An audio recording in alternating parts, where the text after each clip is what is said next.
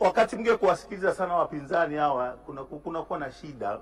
Mimi wanapenda kuwafananisha na mtoto mdogo. Wakati mwingine unajua mtoto mdogo akianguka huwa kakianguka kwenye watu wengi hivi kanainuka kanaangalia huku na huku, alafu kakiona mko kimya kanaendelea na shughuli zake. Kosa useme pole. Ukisema pole huwa kanaangua yowe.